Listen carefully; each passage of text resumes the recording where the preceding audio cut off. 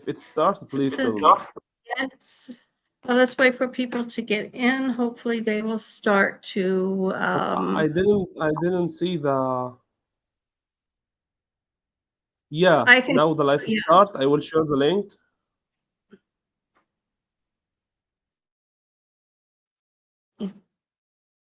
Okay, share the link.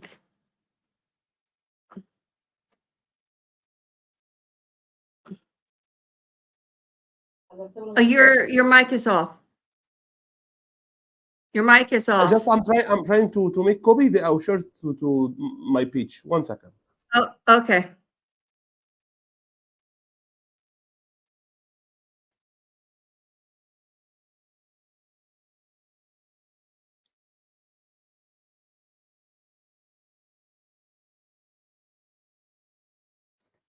Okay, we're waiting for people to come in. We have only a few.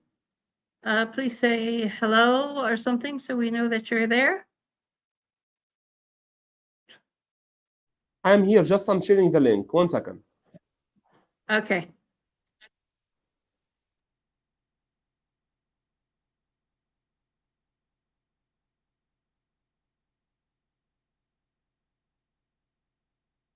One second. Just sharing the link.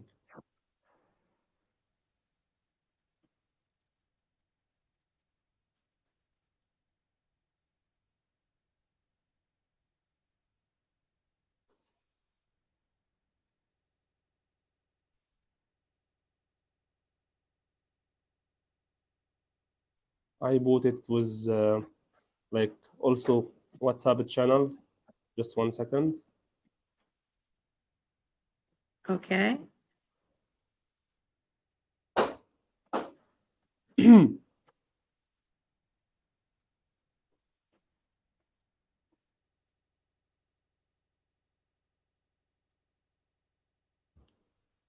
So yeah, we can start now.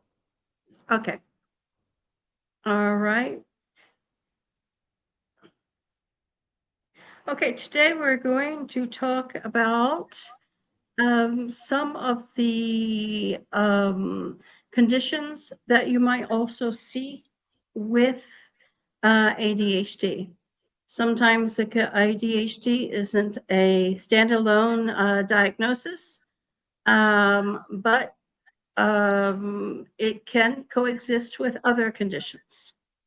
اوكي.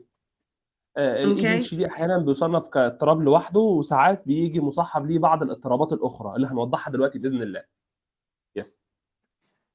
Okay. So some of the conditions you might see that ADHD may go hand in hand with is one is dyslexia. So have you worked with kids that have dyslexia and ADHD before? Yes.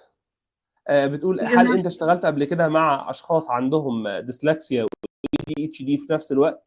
Yes. Okay, what are some of the things that signs and symptoms that we may see when it comes to dyslexia and dysgraphia? One of the things that I always look for is a child that they are so far behind their peers. You might Okay. have kids that you know, the rest of the class is reading, for example, and they're not reading yet. A lot of kids with dyslexia, they are very disorganized, like they put their shoes on the wrong feet. They have a tendency to put their clothes on inside out, and these types of issues. اوكي، احنا هنتكلم النهارده ان شاء الله عن الاطفال اللي عندهم ADHD اللي هو attention deficit hyperactivity disorder او اضطراب فرط الحركه وتشتت الانتباه المصاحب لبعض الاضطرابات الاخرى زي اضطراب الديسلكسيا زي اللي هو اضطراب القراءه او عسر القراءه والديسجرافيا اللي هو عسر الكتابه وكمان الاو دي دي اللي هو يعني السلوكيات السلبيه اللي بتطلع معاه هنتكلم عنها بالتفصيل دلوقتي. يس دكتور. Okay. If the audience has any questions, can you see the questions coming through? Yeah, I can see the questions. Okay. So Amy Suleiman said something, but it's in Arabic, so I can't read it. She said, Assalamu alaikum wa rahmatullahi wa barakatuh. Oh, is that what she said? Okay. Yeah, any question I Um, want to answer. yeah, okay. So when we talk about also kids with ADHD, so as we said in the last lecture, that there's different subtypes. But one thing I wanted to mention that we didn't mention in the lecture, and I just thought about it today, Mm, was ADHD paralysis, which I put a post up about it this morning on Facebook. So what do we mean by ADHD paralysis? Have you heard of ADHD no, paralysis? no. Okay. You haven't heard of ADHD paralysis. Okay. This is when a child or an adult, they know that they have tasks they need to do, but they feel paralyzed, like they Mm, are unable to complete this task. They have mm, guilt for this. They feel like they're wasting time, but mentally they cannot, do this task when it needs to be done. It's like they're procrastinated procrastinating, but they're not purposely procrastinating. This is what we say as ADHD paralysis. Then at the last minute, it's the deadline. They have to do this. So then they become hyper focused on finishing this task. Sometimes they won't finish the task. It's mentally impossible for them to do. I get a lot of kids that they seem to have this paralysis. And even with adults, they will just get on maybe the mobile, and they'll be, going through the mobile and not doing the work that they need to be done. So But in the it's last, a they real can do the skill. task. In the last, they can do the task if you Yeah. force them. Some of the kids, they will do it at the last moment. Some of them, they'll get to school and they'll say, I couldn't complete the homework. I didn't understand it. It's not that they didn't understand it, it's that they physically have a problem in getting the motivation to do the task. اوكي. بتقولي ان في نوع من الاي دي اتش دي او فرط الحركه وتشتت الانتباه، رغم انه بيكون عنده تشتت وبيكون عنده فرط حركه، بس في نفس الوقت هو بيقدر يخلص التاسك. هو بيكون عارف ان عنده تاسك، والتاسك ده مثلا هوم وورك معين مثلا في العربي او في الانجليزي، بيكون عارف ان هو عنده التاسك. يعني هو في اطفال مش بتكون عارفه ان هي المفروض تعمل الحاجه دي، لا هو بيكون عنده القدره على المعرفه ان انا هعمل التاسك ده، لكن بيتكاسل عنه او بيتحاول يتهرب منه. انا مش قادر، انا مش عارف اعمله. ولما تحاول ان انت تقول له احنا هنشتغل في التاسك ده، بيبدا يصدر سلوكيات غير مرغوبه كتير جدا، ولكن مع التكرار معاه بيبدا ان هو يشتغل في التاسك ده. هنبدا برضه نقول الاستراتيجيات اللي بتشتغل مع الاطفال دي بشكل يعني اكثر توضيحا. يس دكتور. Okay. So how do we get them out of this? This is the big question. اوكي، Is ازاي نحل المشكله دي؟ يس. how do we get them out of this paralysis? يس. Um, the first thing is you need to try to remote them. You need to try to motivate them in, a positive way. Not saying, "Oh, you're lazy. Get up. Do this, do that." You have to be more positive towards the individual that is facing this challenge. It's a real challenge. امم. I've seen both kids and adults that they have this challenge. امم. Another thing is, we use these things for our alarms. We know kids with ADHD or adults with ADHD, they need to get an alarm, like امم. a standard old-fashioned alarm. And they اوكي. should try to get out of the habit of putting it on snooze. This is our laziness, is we go over, we hit the snooze button. This is one of the major things that you keep hitting the snooze button, hitting the snooze button, hitting the snooze button, امم. especially on the telephone. The telephone, you can hit it 20 times, but with امم. the old alarms, I think you can only hit it once or twice. but you need to, this is one technique, is try to get them out of the habit of hitting the snooze button, trying to get them just motivated to get up in the morning. This is, مم. something that, they should try to motivate themselves, have their parents motivate them, teachers, whatever. The next thing is, okay, go ahead. يعني احنا هنقول اكثر من استراتيجيه لعلاج او لتاهيل الاي دي اتش دي، او الناس اللي بيكون عارفه ان عندها تاسك المفروض ان هي تخلصه ولكن مش بترضى تخلصه وبتتكاسل عنه وبتبدا تعمل سلوكيات وبيكونوا مصنفين بالاي دي اتش دي. فالدكتوره قالت ان في استراتيجيه مهمه جدا هي استخدمتها وجابت نتيجه. اول حاجه اللي هو الصحيان بدري، يعني اللي هو يصحى الساعه 6 او الساعه 5 ونص مع البيت كله، ما يفضلش نايم لفتره كبيره. يعني معدل النوم الطبيعي من 8 ل 6 ساعات، فاذا هو نام من 8 ل 6 ساعات ده بيساعده جدا ان هو ذهنه يكون حاضر. ده ذكرني بحاجه هي ما قالتهاش، ذكرني بحاجه انا يعني كنت خدتها في بدايه حياتي العمليه، ان حد اتكلم على ان اطفال الاي دي اتش دي فعلا لو ناموا بشكل كويس جدا التركيز عندهم بيعلى. ده رقم واحد. رقم اتنين، قالت ما تركزش على السلبيات. يعني ما تقعدش تقول للطفل انت مش هتعرف تعمل، انت مش هتعرف تسوي، وتركز على السلبيات. لا، المفروض تركز على الايجابيات اللي عند الطفل وتهمل شويه جوانب السلبيات. رقم ثلاثة، المفروض تعمل منبه. يعني اطفال الاي دي اتش دي او اللي عندهم او حتى الادلت او الناس الكبيره اللي عندهم اي دي اتش دي، يفضل انك تعمل لهم الارم او منبه كل حاجه. يعني مثلا انت هتلعب من الساعه كذا للساعه كذا، انت هتذاكر من الساعه كذا للساعه كذا، انت مثلا المفروض تعمل كذا من الساعه كذا. يعني تحدد له الاوقات اللي هيلعب فيها وهيذاكر فيها وهياكل فيها. دي حاجه بتساعده جدا على تنظيم وقته. اهم حاجه قالتها حاجه اسمها الموتيفيشن اوبريشن، او انك تعمل له تحفيز. يعني ايه؟ يعني ايه تعمل له تحفيز؟ الموتيفيشن اوبريشن هو عمليه تحفيز للحاجات اللي هو بيحبها. يعني انا هقول له مثلا ايه، انت عارف مثلا ان هو بيحب يخرج يلعب مثلا بعد او بيخرج يلعب بره او بيحب يلعب على الموبايل، فانت هتربط له ده بالمذاكره عن طريق جداول التعزيز الموجوده في الاي بي اي. يس دكتور. Okay. Another thing is that the visual schedules are very important. Them اوكي. having a schedule of what they need to be doing. If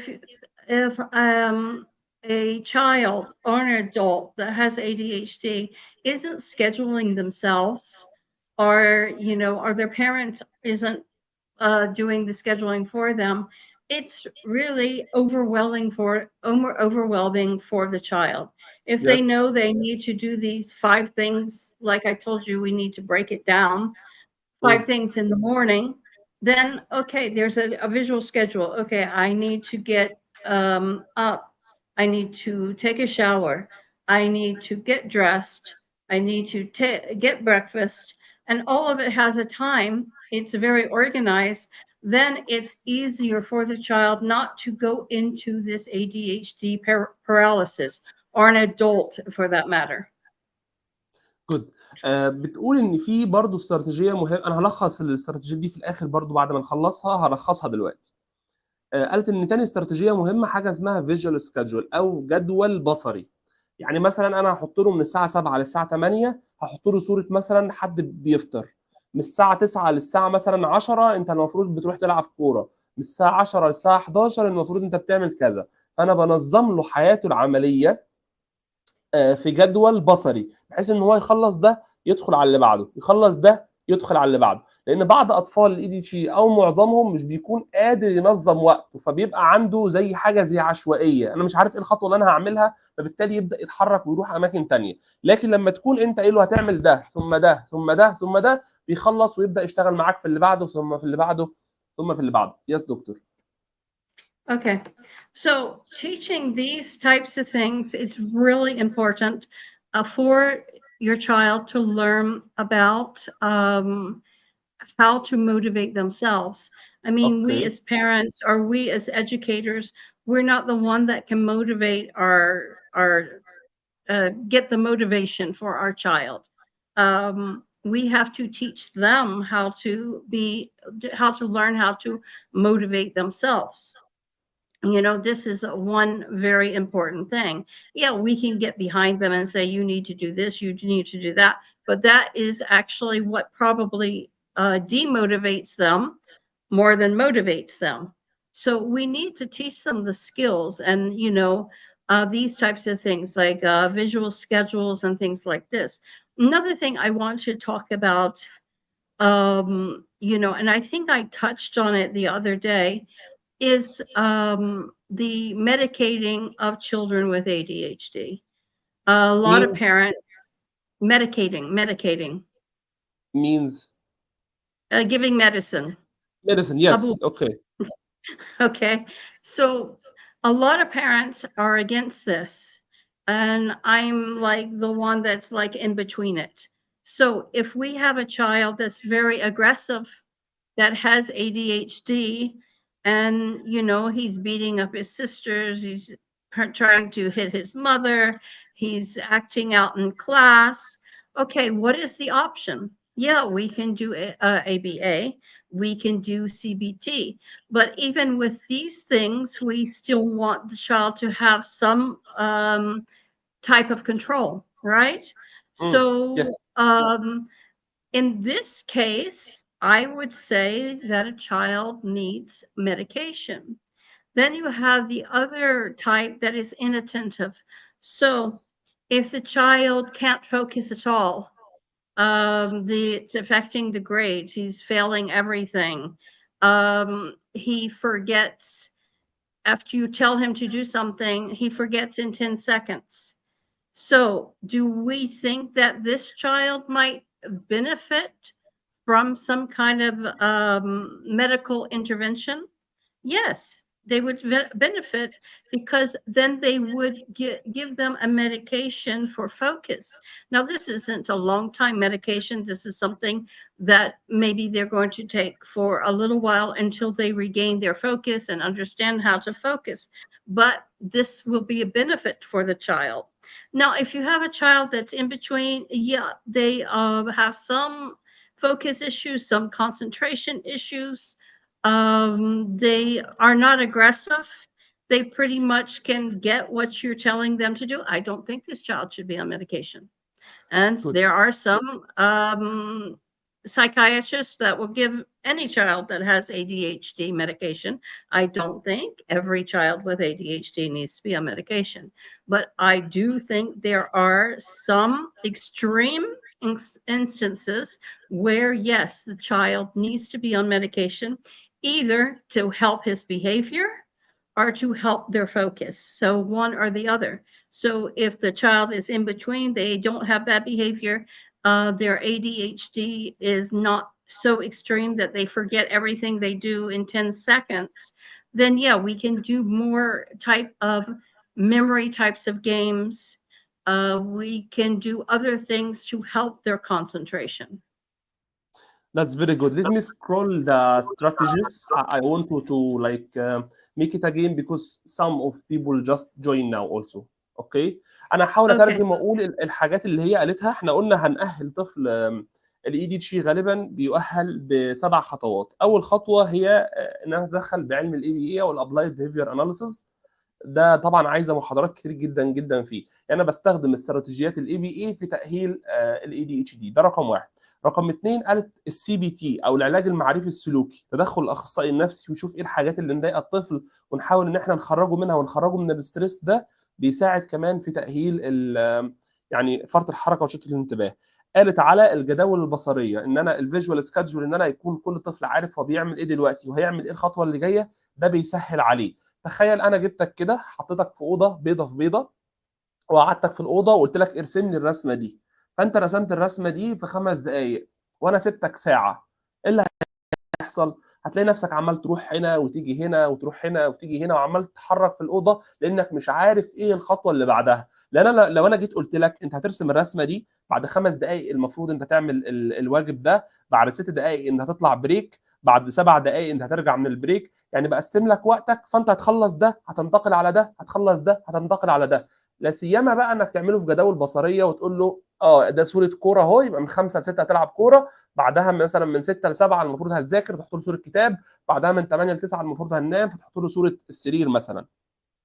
قالت كمان عن حاجه اسمها كلر كودينج، دي قالتها في المحاضره اللي فاتت، ان انا بنظم الاولويات. يعني مثلا انا بقيت بعملها في حياتي، يعني اجيب ستيكرز كده، ستيكرز حمراء وستيكرز صفراء وستيكرز خضراء، واقول الحاجات اللي لازم اعملها ضروري النهارده احطها في الستيكر الحمراء، واللي هي ممكن تتاجل شويه يومين او 3 للستيكر الخضراء، واللي هي ممكن اجلها اسبوع او تاخد معايا وقت هي الصفراء. فانا كده بحط له حاجات اساسيه، اقول له ده مهم لازم تعمله دلوقتي، ممكن تروح تلعب بعدين ترجع اللي في الستيكر الاخضر، ممكن ده خلال الاسبوع تخلصه، فانت كده برضو بتنظم له وقته. قالت كمان عن التدخل الدوائي، وده مهم جدا جدا جدا.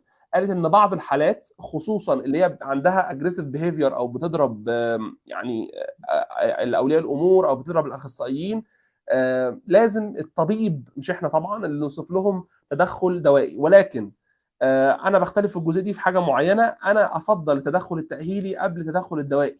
يعني احنا اتعلمنا ندخل الحمام مش ناخد دواء فندخل الحمام، وتعلمنا نركب العجله مش ناخد دواء فركبنا العجله. ولكن بعض الحالات فعلا بتحتاج تدخل دوائي، زي اللي مش بتركز خالص، اللي مش بتقعد خالص، اللي بيطلع منها سلوكيات يعني عنيفه وصعبه شويه. اخر حاجه وهي نصايح لاباء اولياء الامور، زي ان انت تصحي ابنك بدري، زي ان انت تركز على الايجابيات، ما تقعدش تقول له انت مش هتعرف، انت سلوكك سيء، انت تركز على الايجابيات مش السلبيات. واخر حاجه في اولياء الامور هي الموتيفيشن اوبريشن، تشوف الحاجه اللي بتشد ابنك وتساومه عليها. يعني انت ممكن تبحث عن موتيفيشن اوبريشن على النت، دي فيها كلام كتير جدا جدا. هنتكلم باختصار. الموتيفيشن اوبريشن ان انت جعان، فانا هعرف ان دلوقتي الاكل محفز كبير جدا ليك، فهديهولك بعد ما تشبع الاكل خلاص ما بقاش محفز. فانا عرفت ان ابني جدا جدا عايز يلعب على الكمبيوتر، يبقى الموتيفيشن اوبريشن اهو، هو عايز يلعب على الكمبيوتر، فانا هقول له هتلعب على الكمبيوتر مثلا لما نعمل التاسك ده، او ابدا ان انا ارتب له اموره بالشكل. يس دكتور we have question we can ask now or in the end of the Okay, live go ahead. we can okay there is like question is coming also from the other live. They asked it also now. Okay. The first question is, you speak about ASD and ADHD diet. Yeah. Some Okay. people need to know more information about it. أنا سألتها سؤال عن ال ASD وال ADHD. هل في أكل معين أو دايت معين ينفع معاهم؟ هي هتجاوب دلوقتي. Yes, doctor. Yeah, a lot of kids, and I've seen a lot of them, they do have a combined diagnosis of ADHD with autism. So it is something that happens often. Sometimes you have a child with autism that is like out of control. They are so hyperactive. It's so difficult on the parents. This child usually has both conditions. Now, what I found with medicating a child like that, you have to be, the doctor has to be careful on what kind of medication he gives, because sometimes ADHD medications, especially Ritalin, I found, does not work on children with autism. It actually gives an adverse effect sometimes, where the child will become more hyperactive. But then there are other types of medication that work with both conditions well. One is Strattera, that I have found that it's working with both ADHD and autism. Now, I'm not a psychiatrist, I'm a psychologist. This has just been my experience with kids that have taken these kinds of medications. Okay, I will translate. Okay. Okay. اوكي. هي بتقول ان في دايت كويس جدا خصوصا للناس اللي عندهم اي دي اتش دي واي اس دي، اللي هو يعني اضطراب فرط الحركه وشتت الانتباه مع التوحد. في دايت كويس جدا تقدر تبحث عنه على جوجل، اسمه اي دي اتش دي اند اي اس دي دايت، ابحث عنه هتلاقيه متوفر. يعني الدايت ده بيعتمد انك بتمنع السكريات تماما، او بتاخد بنسبه بسيطه جدا، يعني الحاجات اللي فيها سكريات زي الشوكولاته زي الحاجات اللي بتعمل فيها سكريات بتعمل هايبره زياده، بنوقف الحاجات اللي فيها جلوتين او جيلاتين زي الاندومي، بنوقف كمان الحاجات اللي بيكون فيها دقيق زي العيش او الكرواسون، والحاجات دي بيكون بتعمل هايبره زياده جدا. يس دكتور. وتزود الحاجات اللي Okay. فيها بروتين زي اللحوم زي الاسماك زي زي الفراخ. يس دكتور. Okay. So the condition of a child with having ADHD, it's very common. It's something that happens quite often. Okay. Is there any other question? Yes, there is a question said, if the one who has ADHD doesn't follow the instruction, what we can do؟ اللي هو العناد عند الأطفال ال ADHD. That happens all the time. That is a normal, and that's where Yeah. therapy comes in. They need therapy. I mean, a lot of parents, they get the diagnosis of ADHD and halas, they got the diagnosis and life goes on, but they are not putting their child in the right programs to help them. You know, the child needs CBT. Some of the more aggressive kids need ABA. ABA is not just for autistic children. It's also for other kids, you know. Yes. They need these types of programs to help them, especially the kids that aren't listening, especially the kids that aren't following instructions. These are the kids that actually need these types of therapies to help them to build confidence, for one, to get them out of the ADHD paralysis that they might be in. And, you know, and even occupational therapy can help with kids that have ADHD, you know. So there are a lot of different things that can help children with ADHD, but the parents need to be proactive, not just get the diagnosis, then you never see them again, or the parents never go to any place to get any help for their child. Their child needs help, you know, and this is a lot of the issues that we see is the child will come and get a diagnosis, but the parents won't go on to get them help. يس. بتقول ان هو الاشخاص اللي تم تصنيفهم بالاي دي اتش دي او فرط الحركه وشتات الانتباه، اوقات جدا اول ما الاباء يعرفوا ده كان الحياه وقفت عندهم، مش بيبداوا تاهيل. فان احنا نشتغل او نجاوب على السؤال العناد عند اطفال فرط الحركه ده نشتغل معاه ازاي، ده يعني محتاج شغل كتير جدا مع اخصائي. وزي ما احنا في تكنيكس زي السي بي تي وزي الاي بي اي وزي الاوكيبيشنال ثيرابي او العلاج الوظيفي بيساعدوا جدا الطفل ده ان هو يتاقلم، ولكن لازم جلسات. فاحنا دورنا ان احنا نوعي ولي الامر ان هو يشوف اقرب مركز شغال كويس ويبدا ان هو ياخد ابنه ويروح عنده يعني. اوكي دكتور, there is a question also say is omega 3 is more benefit to ADHD or يعني is making them more focused؟ هل الاوميجا 3 بتزود التركيز عند الاي دي اتش دي او الاي اس دي؟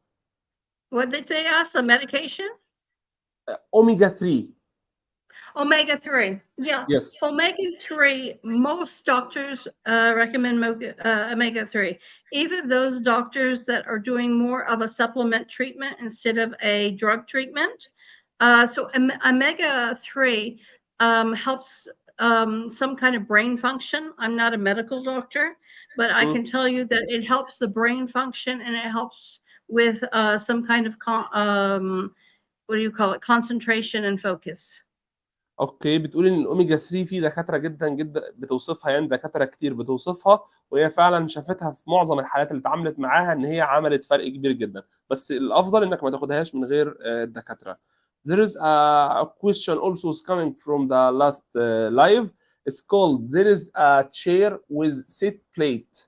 Is this effective or benefit for ADHD؟ هل الكرسي اللي بيكون فيه حزام بيتربط فيه الطفل one that مفيد goes ولا لا؟ around so the child doesn't get up? Yes.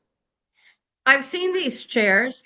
These are usually for kids that are, you know, the level 3 type of autism children, that they are very aggressive and you want to teach them sitting tolerance. This is usually to teach sitting tolerance for a child.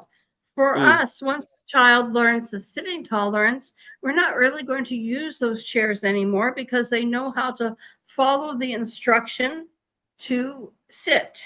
And usually we use them for children that are very, very hyperactive and they can sit for about 2 seconds and that's it. امم And the امم teacher is wasting their time most of the time chasing the child around the classroom امم instead of being able to help the kids.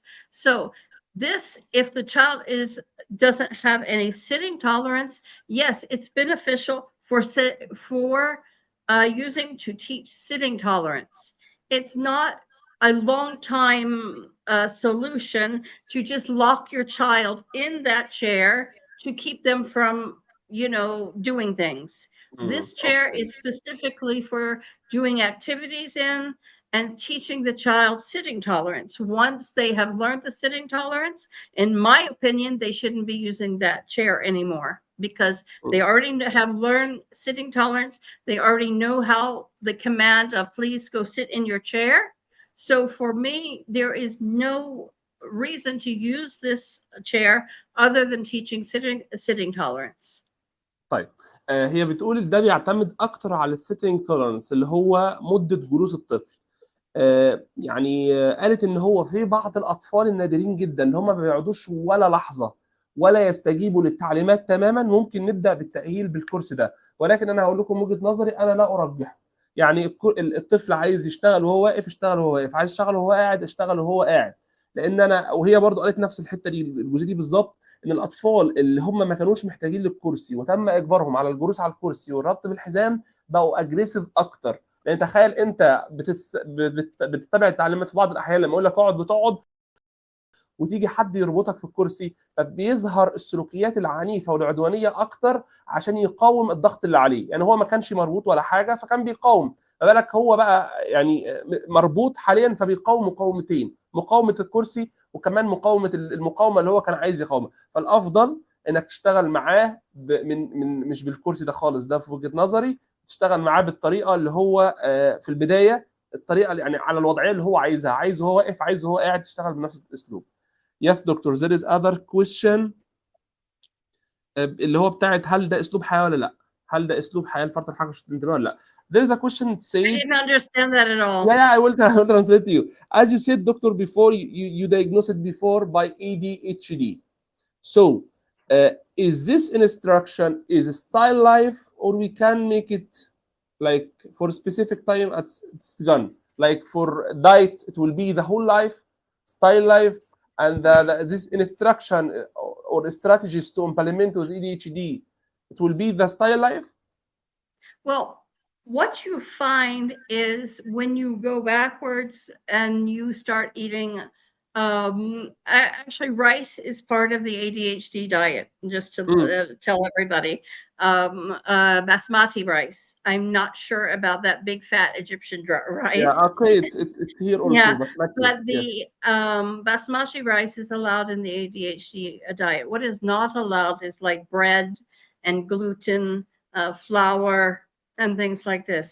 What you find when you go back and you start eating all the breads and the flours and the cake and sugars and stuff like this is that you will find that your mind, your brain, you get brain fog. You will find, a huge difference Your than when train will you be what? eat. I A didn't get brain it. fog. Brain fog. It's like when you can't think clearly. Okay. Okay, so you'll find yourself, you're forgetting, you can't think clearly, you can't remember what you did 10 minutes ago.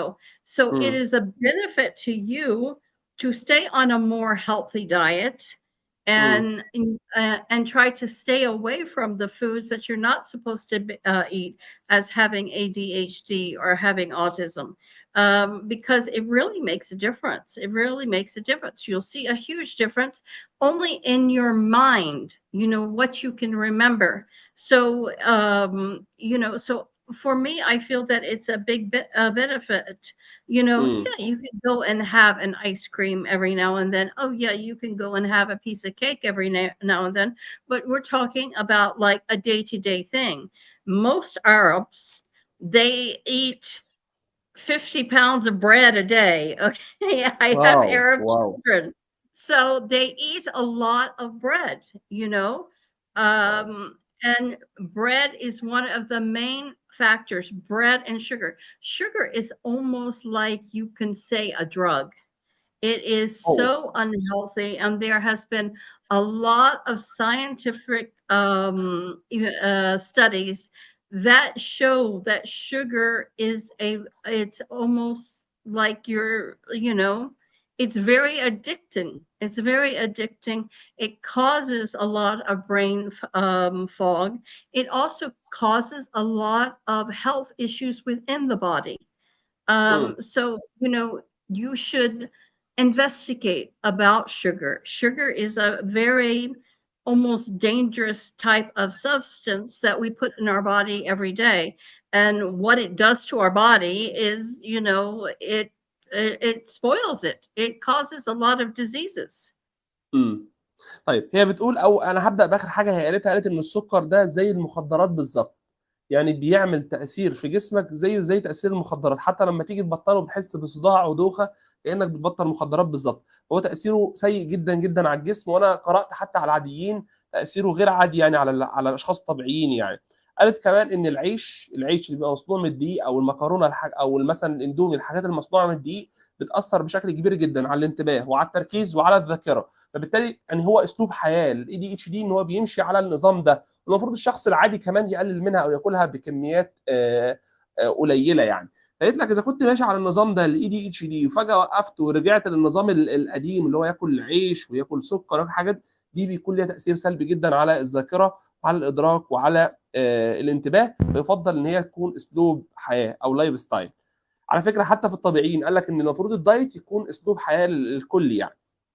اوكي دكتور، what is next question يعني if I am parent what should I do if I know or my son is diagnosed by ADHD؟ ازاي اعمل ايه كولي امر لما اعرف ان ابني اصاب بالاي دي اتش دي؟ يس. Okay, first you need to see his symptoms. What issues is he having? Is he having issues in school? Is he having issues with concentration? Is he hyperactive? So these issues you need to look at first. Then you should take him to a specialist that deals with ADHD, that can assist you, that can help you, that can give him, say, the cognitive behavior therapy or the occupational therapy, and they will give you tips on what you need to do at home for your child. You shouldn't just get the diagnosis and then you don't do anything. So this is what we face a lot of times as parents get a diagnosis, and a lot of times they only put them on medication, think it's going to be a miracle cure, which it's not. You need, if the child is on medication, for sure he needs some kind of occupational therapy, behavior therapy, ABA. He needs something. So the first step is, to recognize what the issue is. The second step would probably be to start visual schedules and award systems. The third step would most likely to contact specialists to see what kind of support that the therapist can give the child. And then you work with the therapist to make a plan for this child. اوكي والله هي لخصت فعلا الموضوع اللي انا دايما اقوله للناس يعني. اولا هي مش نهايه العالم ان ابنك يشخص باي اضطراب، لا سيما اذا كان الاي دي اتش دي. في ناس جدا مشاهير ووصلت ان زي الدكتوره مثلا عندهم اي دي اتش دي ووصلوا لمكانه عاليه يعني. فقالت لك ان هم يتلخص 3 حاجات. اول حاجه تعرف القصور عند ابنك في ايه، سواء في المدرسه في الاكاديمي او عنده حركه او شتت انتباه. تاني حاجه لازم تعملها انك تروح لاخصائي. يعني لما تحس ان ابنك عنده مشكله في الاكاديمي وعنده مشكله في فرط الحركه وشتت الانتباه، فورا توجه للاخصائي. ثالث حاجه انك تشتغل على الحاجات اللي الاخصائي قال لك عليها في البيت. طبعا احنا قلنا الاخصائي بيعمل ايه، بيشتغل بالحاجات ال7 حاجات اللي احنا قلناها دي، محتاجه محاضرات تانية عشان ان احنا نشرحها. طيب في سؤال تاني بيقول ازاي اشخص الاي دي اتش دي وعندي كام سنه؟ I think this is the last question, then we can continue and take the question also. The question is how can I diagnose a child by ADHD He and has to be okay. which Continue. specific years or specific age, Okay, like 3 years so old, 4 years old, or what? Yes. okay, so firstly, they are diagnosed through a diagnostic screening test. Most Ah. pediatricians are educational, developmental pediatricians, Mm. educational psychologists, clinical psychologists. They do this diagnosis. Um, Usually, the diagnosis is from school age. So, Mm. like the test is from 6 years up and up, because they are going to school in the United States. First grade is at 6. But Okay. here in the Middle East, first grade usually starts at 5. So Mm. we can start the diagnosis process here earlier at 5 years old. So usually we start the diagnostic process at 5. Now, when you're talking about 3-year-old kids and 2-year-old kids, they are naturally hyperactive. That does not mean that they have ADHD. These kids are, young children are generally hyperactive. Mm. Usually you see a change in their behavior. Their behavior starts to change around 5. So if it doesn't change around 5, that's when we start looking into the testing process. Okay. What kind of test we can make it with them so I can translate all at the same time? Yeah, well, there is the Vanderbilt test, and there is Vineyard. I believe the other test is called. Vineyard test. Can you spell Y- please Vineyard test? Spell it. Yeah, VINE VINE YARD. It's a YARED. no, YARD. It's a Y- Pearson test, and then Pearson has their own test also for ADHD. Okay. So there's around 3 or 4 of them that I know of. اوكي. بتقول عشان انا اشخص طفل باي دي اتش دي، اولا هو طبقا لامريكا يعني بيقول لك انه يشخص في سن المدرسه او بدايه سن المدرسه. في امريكا المدرسه بتبدا من 6 سنين، لكن في الشرق الاوسط بيبدا من 5 سنين. احنا او ممكن ان احنا نبدا تشخيص من سن 5 سنين لاطفال فرط الحركه وشتت الانتباه. دي اللي الدكتور قالته، لكن عمليا انا شايف ان احنا نقدر نشخصه في سن اقل من كده. بشخصه ازاي؟ بحاجه اسمها سكرين تيست. يعني بيبقى كده في لوحه او مجموعه اسئله بتبين اذا كان ده عنده بعض الاعراض بتاعت الاي دي اتش دي، فاتعمق واسال فيها ولا لا. رقم 2 بيكون في برضو يعني بيكون في اختبارات. لازم فرط الحركه وتشتت الانتباه يظهر في بيئتين مختلفتين، يعني يظهر في المدرسه ويظهر في البيت، وابدا اطبق اختبارات هي قالته احنا قلنا اللي هو VINE YARD تيست. ده اختبار لفرط الحركه وتشتت الانتباه. انا شخصيا اول مره اسمع عنه، فهقرا عنه يعني ان شاء الله. Yes doctor. Okay, last question, sorry, because someone asking how can I make difference between ADHD and other normal bad behavior. ازاي افرق بين ال ADHD واللي عنده سلوكيات شقاوه مثلا. Yes. Well, when you talk about ADHD, ADHD is consistent. The behavior doesn't change, like from place to place. Okay, Okay. so that is one thing. You'll have the child be the same behavior at his mother's house, at his grandmother's house, at his aunt and uncle's house, and usually at school. So the behavior doesn't really change. Other bad behavior is situational. So it depends on the situation that is happening. Maybe they're just disobedient and they're going to do this, with their mother, but they go to their grandmother's house and they completely behave. So when it's not ADHD, usually the behavior is more situational than constant. اوكي. بتقول ان عشان اقول ان طفل عنده اي دي اتش دي والفرق بينه وبين الطفل اللي عنده سوري اللي عنده شقاوه، هو يعني معيار انا قلته كتير جدا في محاضراتي، ان الطفل اللي عنده اي دي اتش دي في كل البيئات او على الاقل في بيئتين عنده اي دي اتش دي او فرط حركه وشتت انتباه، في البيت، في المدرسه، في هو بيلعب في الملعب، هتلاقي عنده الفرط الحركه وشتت انتباه. لكن اللي بيكون عنده شقاوه زايده ممكن لما يروح المدرسه يخاف من المعلم فيعملش شقاوه، فبالتالي هو مش اي دي اتش دي.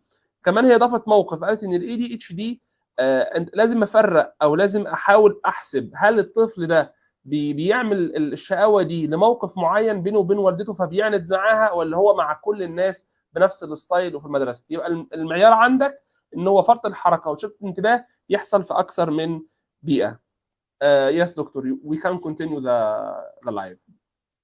Okay, so another condition that we have that goes off of ADHD is oppositional defiant disorder, which is also known as ODD. So ODD. in this, yeah, so in this, the name itself says what it is. This is when the child is rebellious, is defiant. You know, they may try to run away, they might skip school, they might do many different things. So this is usually when the doctors do actually want to prescribe medication, is because the child needs it. The parents do not know how to handle this defiant behavior. Sometimes they've tried everything. We've had kids to come to us that have defiant disorder. And we do, alhamdulillah, we have an excellent CBT therapist, and she usually works with these kids a lot. But what I have seen in some cases, that the parents are so reluctant to get medication for this disorder.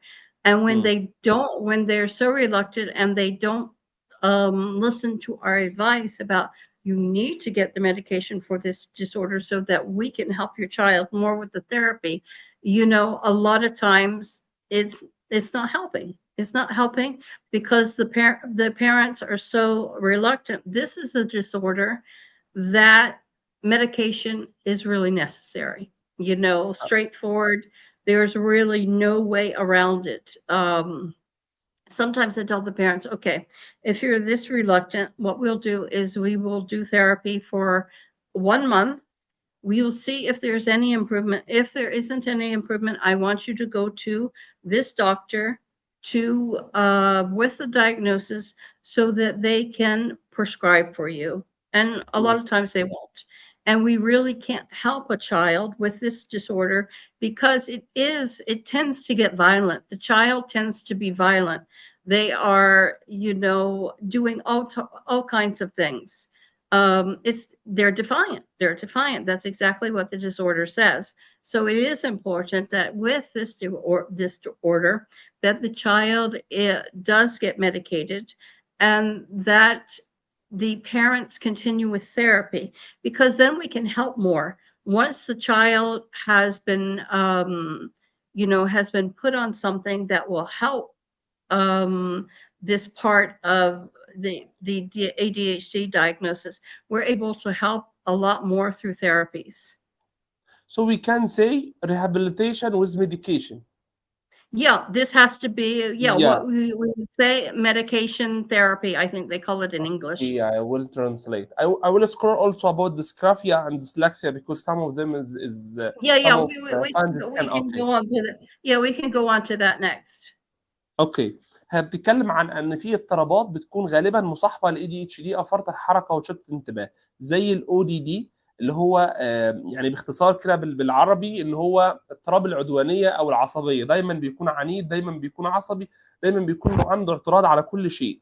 والديسجرافيا اللي هي عسر القراءه والديسلكسيا اللي هي عسر الكتابه، هنتكلم عنهم دلوقتي. طب تكلمنا الاول عن الاو دي دي. اللي عنده اي دي اتش دي بالاضافه للاو دي دي او العصبيه دي بنعمل ايه؟ انا ممكن ما اكونش مع الدكتوره في الراي ده، ولكن بتقول معظم الحالات اللي اتعاملت معاها عندها او دي دي بالاضافه لاي دي اتش دي كانت بتحتاج لتدخل دوائي. مش احنا اللي بندي الدواء، اللي بيدي الدواء هو الطبيب.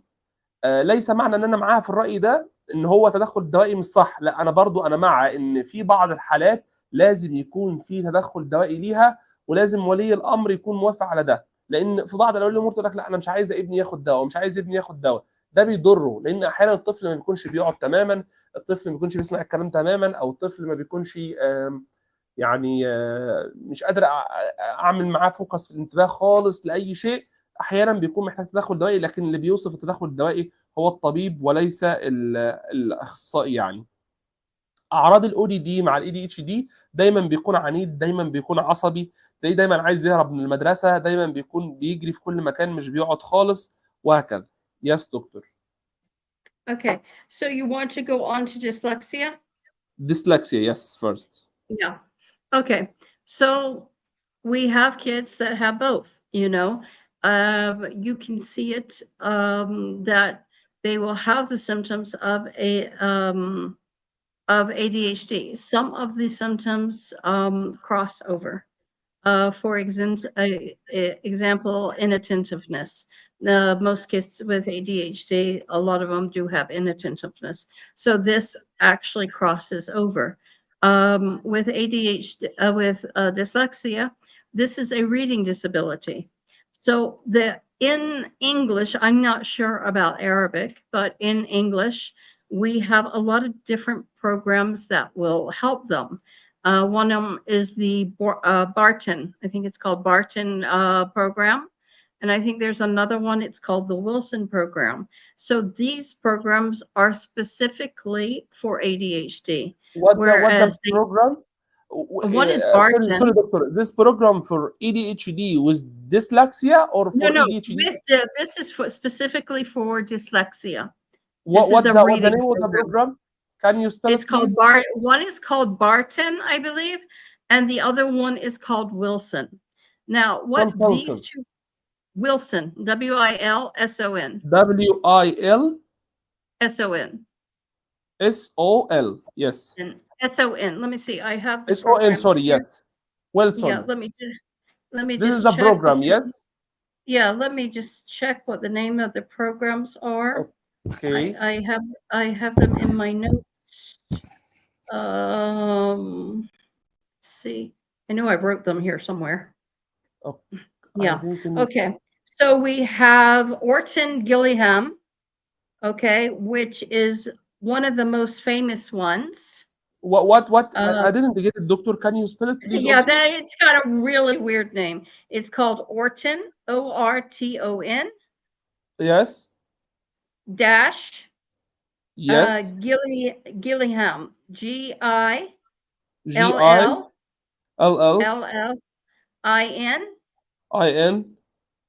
IN, as in nurse. IN, yes, IN. Okay. GH. AM. Then we Orton have Gillingham. then we have the Wilson reading program, and then we have the Barton reading program. Now, what these programs do, the Gillingham for sure, if they use a multisensory approach for learning reading. And all of them, they break the task down into steps. And they have levels. So they start at the lowest level and they slowly build up as the child learns to read. They break it, some of the programs break the words down even as far as syllables. They learn the phonics rules or phonetic rules. Okay. So these are English programs. Now, you know, one of the good ones to look at, and you can get some books on this one on what's it called, Amazon, is the Orton Gillingham, because they have books that they sell on Amazon, and it's a good thing to look at because you can see how you can use it in Arabic, how you can maybe break it down. Is there any books in Arabic? They don't have books in Arabic. You would have to look at the English to see how you could kind of model it.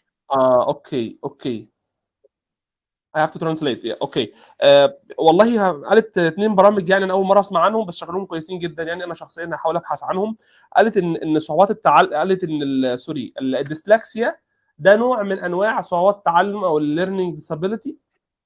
بيشتغل اللي بيكون بقى عنده يعني صعوبات تعلم في القراءه بالاضافه الى فرط الحركه وشتت الانتباه. فقالت على 2 برامج، اللي هو ويلسون، والبرنامج الثاني اللي هو اورتن جيلهام ده. قالت ان دول برامج كويسه جدا للتدخل معاهم، وقالت ان موجود على امازون بوكس او حقيبه للتدخل مع في الجزئيه دي بالذات للاورتنج الهام ده. بالاضافه قالت ان حلاوه البرنامج ده ايه؟ ان هو فيه تيست او اختبار عند كل بند، وبيقول لك الطفل واقف فين او في الليفل المعين وانت بتكمل عليه. يعني اختبار بيقول لك الطفل واقف فين وبتكمل عليه، وكمان بيساعدك انك تنجز المهمه مع الطفل. يس دكتور. Okay, one of the things is how we diagnose is, and I find it's important. Other parents, maybe they don't find it important, but I do. So I know what I'm working with and where we're going to start for this child is usually, I do a IQ test and I do an educational test and I do an executive functioning test, these three tests, so that I can see where is the child academic, where is the child cognitively. A lot of times when you do these tests, and for me, I think it's important to do both tests at the same time. Some of the parents will say, no, the doctor didn't say I needed both tests, only I need this test. So I can't get a proper reading when parents won't listen to what I'm telling them to do. But basically, I want to do these three tests. Number one, when we say IQ, what does IQ measure? It's measuring IQ. different kind of, reasoning skills. It's not measuring educational skills. So when we say the educational test, it is measuring the child's academic abilities. And cognitive functioning test, we executive functioning test, we are measuring different things to do with executive functioning. So when I do the IQ test, many times I will find that the child may have a normal IQ or maybe a little bit below average. But then when I go to the educational test, I may find the child 3 years, 4 years behind his peers because he has a reading challenge. I mean, sometimes you'll find a child that he has difficulty in the reading and writing section in particular, but when it comes to mathematics, he's good. When it comes to general facts, he's good, because a lot of times they learn facts verbally. Okay, so these are some of the issues that I'm finding. When I find that the child is performing low academically and I do an executive functioning test on him, I usually find that his executive functioning skills are very below average. So this is one way we diagnose, because we do have a dyslexia screening as well. But usually I'm using the educational test along with the IQ, because once we see that the reading ability is so far below, automatically we can pretty much guess that he has some type of reading disability. Sure, there is no test for dysgraphia, yes? No, I have one. Yes, there is. You have one for the test for dysgraphia? Yeah. You use it? Yes, I use it. Yeah, thank you so much. If I think I need it, I will use it. But within the educational testing, the child has to write. So usually I can see from his writing if he does. But I have a test for I think it's called the comprehensive test of dyslexia and dysgraphia. So I have one for children and I have one for adults. واو واو اوكي. طيب بتقول ان الديسكرافيا اللي هو عسر الكتابه ده برضو نوع من انواع صعوبات التعلم. المفروض ان انا بعمل معاه 3 اختبارات، واوقات اولياء الامور مش بيحبوا يعملوا 3 اختبارات مع بعض. يعني هي بتحب تعمل اختبار للمهارات الحياتيه والاكاديميه مع القدرات العقليه، اللي هو الاي كيو تيست، اللي هو اختبار الذكاء، بحيث تعرف هل الطفل في معدل الذكاء الطبيعي زي الاطفال العاديين، ولا اقل ولا اعلى، عشان نشتغل على هذا الاساس.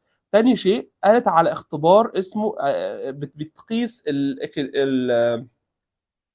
اللي هو اختبار يعني قياس التعلم، او اختبار بيعرف الطفل سنه كام تعليميا. يعني مثلا عندي طفل عنده 6 سنين، لما اجي اعمل له اختبار تعليمي او اختبار اكاديمي يطلع الطفل سنه 5 سنين او سنه 4 سنين في التعليم. ان احنا عندنا حاجه اسمها عمر زمني اللي هو العمر اللي اتولد بيه، وعمر عقلي اللي هو عمر العقل، وعمر اكاديمي اللي هو سنه في الاكاديمي، وعمر لغوي كمان اللي هو سنه في اللغه والى اخره.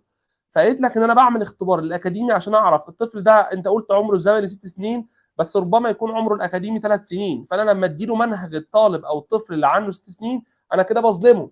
تخيل انت عندك 20 سنه وانا بديك منهج حد عنده 25 سنه، فبيبقى الحاجات اكبر من عقلك. فالمفروض انا بعمل اختبار اكاديمي عشان اعرف ابدا مع الطفل منين. تالت حاجه اعمل حاجه اسمها اختبار للقدرات العقليه، اللي هو بيعتمد على الذكاء والانتباه والتركيز، وابدا اطلع اللي هو الكوجنيتيف فانكشن تيست. ابدا اشوف الطفل واقع فين في الانتباه او الادراك او التركيز او الذاكره، وابدا انمي القدرات دي. انا كنت مفكر ان مفيش اختبار للديسجرافيا، بس ما شاء الله الدكتوره قالت ان عندها اختبار للديسجرافيا، اختبار للبنات واختبار للبنات، كذلك الديسلكسيا. يس دكتور. Okay. So these are the ways that we find the diagnosis for these conditions. Um, the children also, they need support, special education services, اه or special education support. Not like they don't usually need a special education center or something like that. They need support. So usually these kids, they enroll in some kind of special education support. With dyslexia and dysgraphia, they sometimes with occupational therapy, because the occupational therapy can help with the handwriting issue. يا Dyslexia and dysgraphia are two separate diagnoses, but usually they go together. The او majority of the children that have dyslexia also have issues with writing. بتقول ان الديسكرافيا او الديسلكسيا اللي هي صعوبه القراءه او صعوبه الكتابه، كل واحده ده يعني تشخيص لوحده. اللي بيكون عنده صعوبات في الكتابه او صعوبات في القراءه كل واحده لوحدها تشخيص، ولكن في الغالب هما زي الاي دي اتش دي كده بالظبط، او فرط الحركه وشتت الانتباه في الغالب بيجوا مع بعض. فدايما تلاقيه عنده صعوبه في الكتابه، تلاقيه عنده صعوبه في القراءه، وهكذا. وقالت ان العلاج الوظيفي بيساعد جدا في الاثنين، لانه هو بيعتمد بينمي مهارات الدقيقه، بينمي الانتباه وبينمي الادراك وبينمي التركيز. Yes دكتور. We have question if you Okay. have question. There is question said there is any specific app on iPhone or Samsung can help in ADHD? Okay. There are some ADHD, what do you call it? Organization applications. But What the name of the application? I don't know because I don't use them. But if you look up ADHD on the Play Store, they'll come up. For me Okay. personally, I don't use them. Um, One thing when you're dealing with children, I think you need to try to get away with mobile type of things and use hands-on things more. Um, for me, my children didn't have a telephone until they were in high school. Wow. And yeah, and even I know people now that they don't give their kids mobiles because of the disadvantages. The disadvantages outweigh the advantages. So for me, they weren't even allowed to get a PlayStation until they were 15. Wow. You know, so I'm like that, and I just don't think it's useful for young children. Like I said the other night, when you're talking about Yeah. kids that are going Yeah. 8, Yes. 9, 10, they have to do assignments in school. So let them to use it for assignments in school, and maybe an hour watching a program or something like that, but maximum 2 hours. Okay. So for me, I make a lot of lists. You know, we do visual charts and stuff like that. For me, I make notes for everything.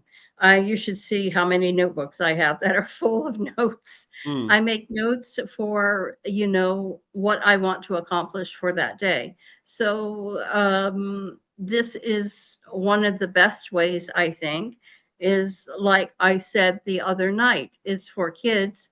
Let them to make a list of 5 things that they need to accomplish. Usually you break it up into morning and evening. So the morning, what do they need to accomplish? So you start with the easiest task and go on to the next and to the next, and the hardest task should be the last. Same thing for the evening. So these are the things that I prefer to use rather than thing on the mobile. When you're talking about an adult, these applications are good. But I think for children, I wouldn't recommend applications. It's just another Ah, excuse for them to be on the telephone. okay.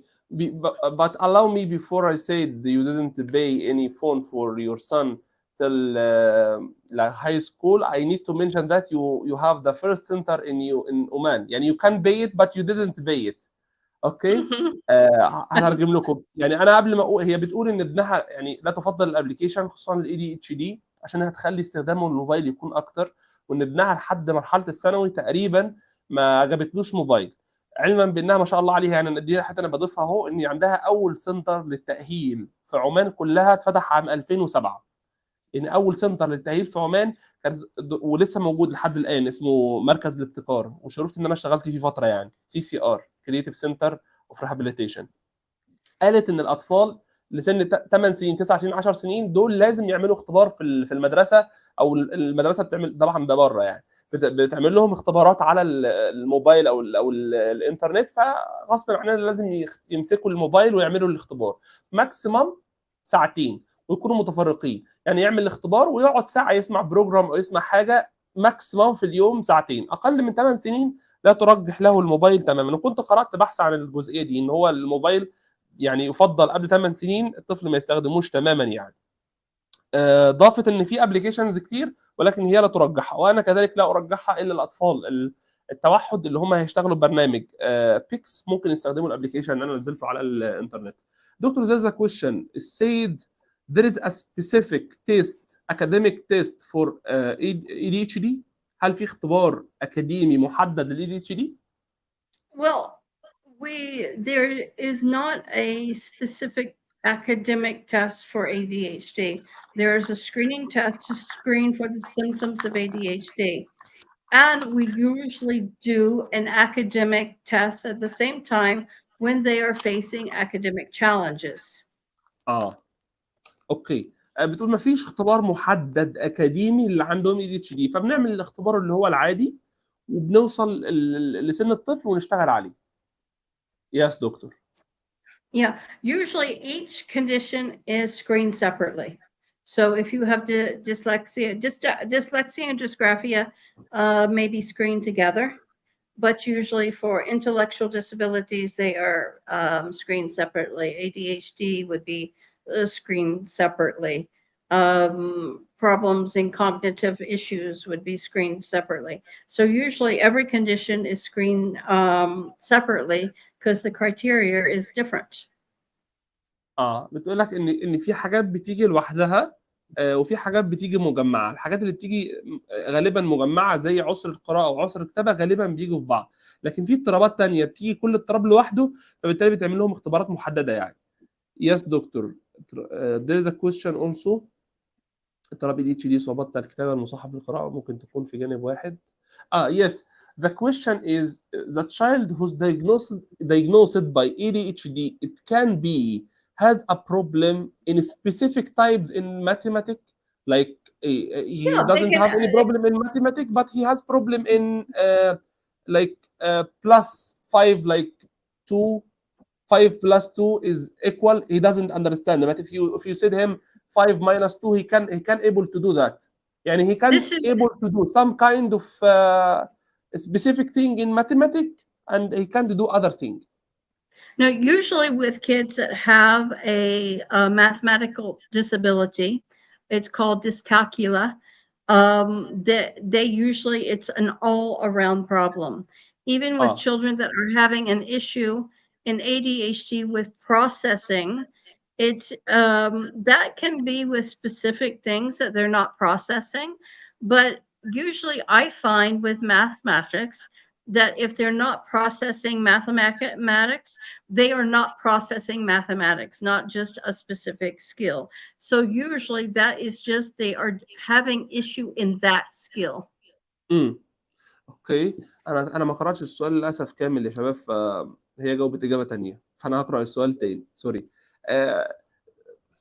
Doctor, I didn't translate the full question. When I read it again, there is other question. Sorry, I have to Okay. repeat it. It Okay, said, so what okay. yeah, what? I will Maybe translate the question now.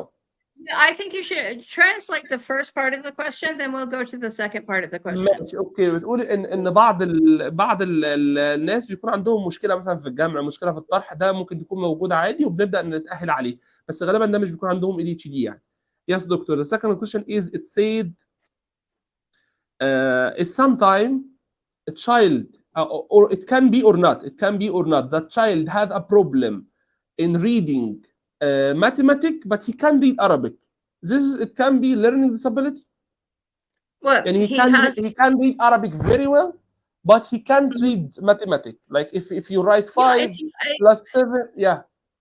It can be a mathematic disability where they're not processing mathematics. So this is called dyscalculia. Calcula, like calculus. It's called dyscalculia. اوكي، بتقول ان دي ممكن تكون موجوده وبتكون يعني المشكله اللي قالتها دي، بس انا مش قادر اترجمها بصراحه، فهنبحث عنها على النت بعد ما نخلص. اوكي. Yeah, I'm no writing question. Yeah, no question. Oops. Dyscalculia. I think you write it, yes? Yeah, I'm writing the name of the issue. Let me see how I send it. Okay.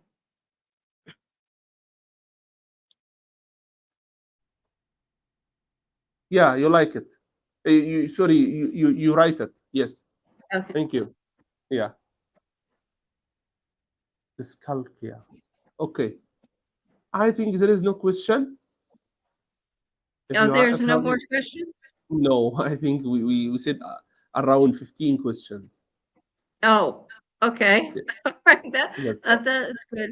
But usually when they're if they're having focus issues and comprehension issues in mathematics, usually it's dyscalculia. Yeah. اوكي، في العاده لما يكون في مشكله في الجمع او الطرح او مشكله في الرياضيات بنسميها الاسم اللي هي كتبته ده. Yes, doctor.